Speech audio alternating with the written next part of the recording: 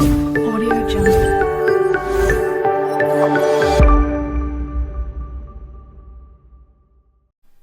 Hi viewers, welcome back to Hyderabad pet lovers. నేను మీ సతీష్ సింగ్.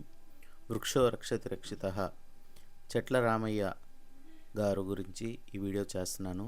తెలంగాణలో పుట్టిన ఒక మహానుభావుడు. ప్రకృతిని తన ఊపిరిగా మార్చుకొని పచ్చని భూమికి జీవం పోసిన వ్యక్తి ఈయన. చెట్ల రామయ్యగా ఖ్యాతి పొందిన రామయ్య గారు ఒక ఆదర్శవంతమైన పర్యావరణ యోధుడు.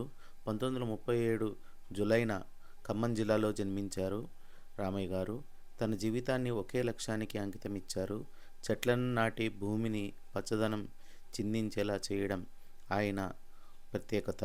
ఆయన రోడ్ల వెంట, గ్రామాల్లో, పాఠశాలల చుట్టూ ఎక్కడైనా ఖాళీ భూమి కనిపిస్తే సరిపోతుంది, విత్తనాన్ని నాటేవారు.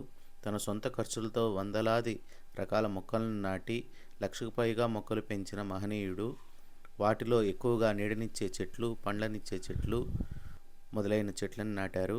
ఇవన్నీ రాబోయే తరాలకు వరంగా నిలిచేలా చూశారు. ఈ అపురూపమైన సేవకు గుర్తింపుగా భారత ప్రభుత్వం 2017లో పద్మశ్రీ పురస్కారంతో రామయ్య గారిని సత్కరించింది. 2025 ఏప్రిల్ 12న 87 ఏళ్ల వయసులో రామయ్య గారు గుండెపోటుతో తన నివాసంలో కన్నుమూశారు. కానీ ఆయన వేసిన విత్తనాలు మాత్రం చెట్లుగా మారి ఈ భూమిని కాపాడుతూ ఉన్నాయి. చెట్లు నాటండి, భవిష్యత్తును రక్షించండి అన్న సందేశాన్ని తన జీవితాంతం విస్తరించిన వనజీవి రామయ్య గారు మనందరికీ స్ఫూర్తిగా నిలిచారు. రామయ్య గారు నాటిన చెట్ల నీడలో మానవత్వం పెరిగిపోవాలి. ఇది మనందరి బాధ్యత. చెట్లను పెంచుదాం, పర్యావరణాన్ని కాపాడదాం.